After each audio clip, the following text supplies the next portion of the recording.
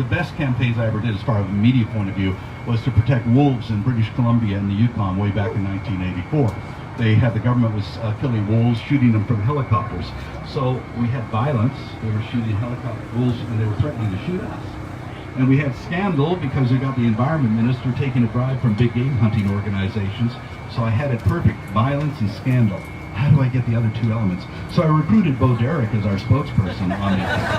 And at the conference, one of the reporters said, "Come on now, Bo Derek, what does she know about wolves?" I said, "Well, probably not a lot about four-legged kinds, but I can tell you this. I can tell you this: if I had Dr. Gordon Haver or Dr. David Meck here, the two foremost wolf biologists in the world, this would be an empty room. But the fact that she's here, this room's packed. It's going to be the front page of your newspaper tomorrow. You're going to write it, and there's not a damn thing you can do about it, is there? Because you can dictate where your show goes. It's, because you have to play their game in that way. So when people say, Sea Shepherd, you're just a bunch of media manipulators. Yeah. If you don't manipulate the media, you don't get elected, and you don't sell Coca-Cola, and you don't save the planet.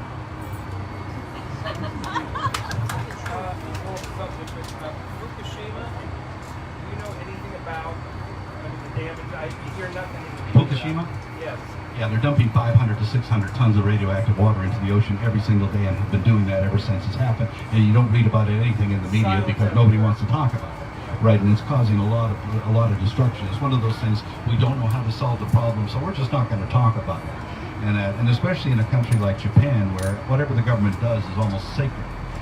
I did one of the most bizarre TV shows I've ever did in my life in Japan, where I was in LA, but I was on Skype, and they blew my image up 60 feet high on this giant screen in Japan.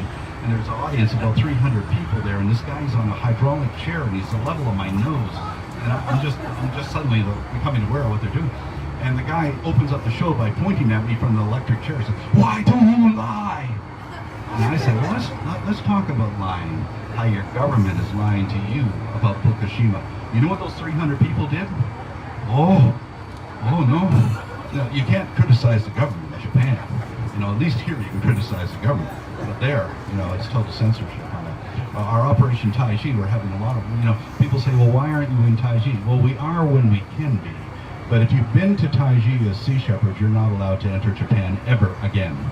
And now they've even gone to the point where they're checking people's telephones and laptops, and we just had somebody denied entry in Japan who had never been there before, but they look at, "Oh, you got a communication with Sea Shepherd. You're not allowed into the country." So this is what we're dealing with in Japan. Yes.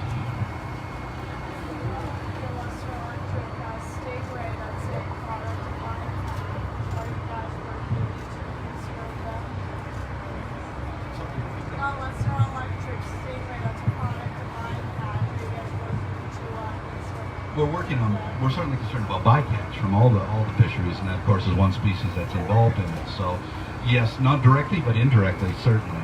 The fishing industry is horrendously destructive, with bycatch. For every kilo of shrimp that is sold in a restaurant, 22 kilos of something else had to die in order to get it into the restaurant. So it's extremely destructive.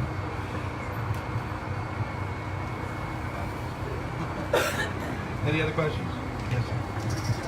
Have you aware of the situation that that's the sand source protects Vietnam, Vietnam, that's saying the sand from the source, they will be 90 source of that, depleting the sand. Oh yes, well it's not only just depleting sand. People are taking sand off the beach, they're taking seaweed off the beaches. We're just basically pulling everything out of the ocean we can and putting nothing back, wet garbage and plastic and everything. One of Sea Shepherd's campaigns also is removing plastic, and we moved really tens of thousands of tons of it every year through our beach cleanups all around the world. And by the way, that net that we took out of the ocean, that 70 tons of net, was recycled by Adidas into running shoes. Well, yeah, that is really a major problem. The other thing, if any of you are interested, that we took 10 tons of lead off of those fishing boats in the Sea of Cortez because they used the lead sinkers to sink the nets. So that's 10 tons of lead, and we've hired legal fishermen in San Felipe to, because they don't have any work anymore, we hired them to make dive weights. So we now have 2 pound, 3 pound, 4 pound dive weights made from recycled lead from those fishing boats.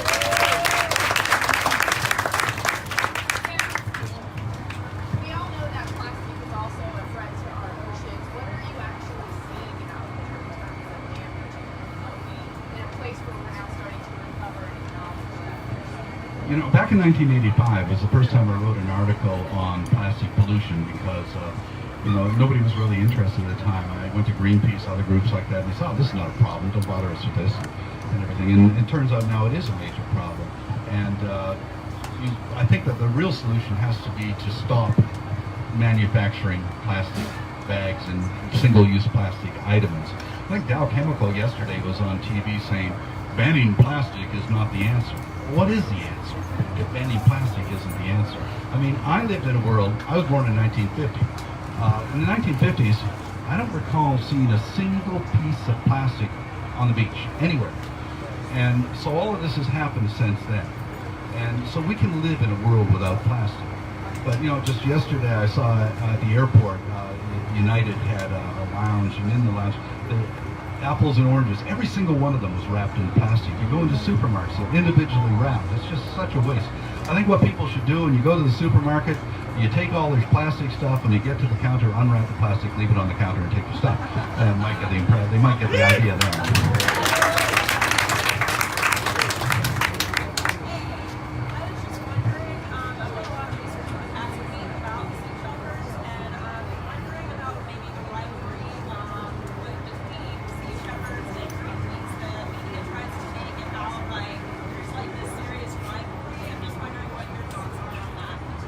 Well, there's no real rivalry between Sea Shepherd and Greenpeace because we are Greenpeace. Every single founding member of Greenpeace is Sea Shepherd. Not a single one of them is with Greenpeace anymore. Greenpeace denies, for instance, that I'm a co-founder. They would like to erase me completely.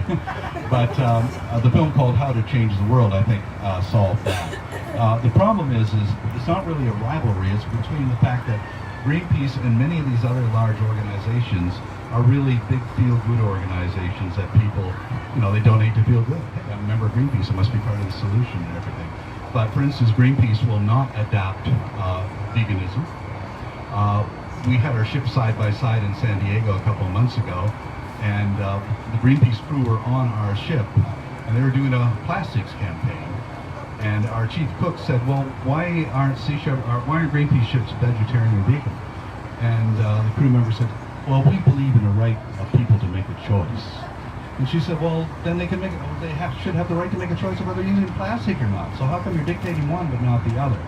And the fact is that Greenpeace, like other organizations, is a big tent organization, which means they don't want to alienate people who eat meat. They don't want to alienate people who are there, so therefore they open it up.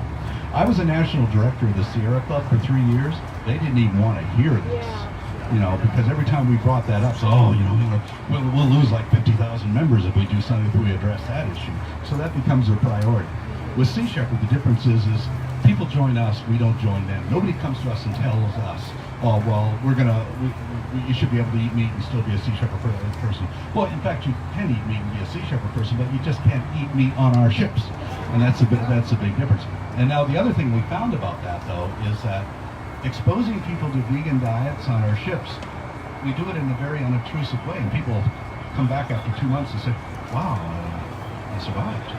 I actually feel better. And I think we've converted more people that way than any other. But I think the difference is that we're a movement, and Greenpeace is an organization. So that's a real difference. Last question. You said that Polish fashion can create changes, right? And I know, because I've been following you for years, that you don't give up. So please tell me that you have some strategy about Japan. You're not going to give up doing what you do. A strategy about Japan? We're not going to give up, but we have to keep coming up with strategies for Japan. The only real change has to come from within Japan. And fortunately, there are people in Japan who are becoming more and more active. So that's really what's going to change things in the long run. And we'd like to establish a group in Japan, but it's very, very difficult because you're not even allowed to wear a Sea Shepherd shirt in Japan. but that's where the hope will lie. But the best way to say it, in 1977, we were fighting Australia over whaling. We were blocking their whaling boats, and Australia was saying at the time, we will never ever stop whaling. Who are you to interfere with our whaling operations? Today, Australia is one of the foremost anti-whaling nations in the country.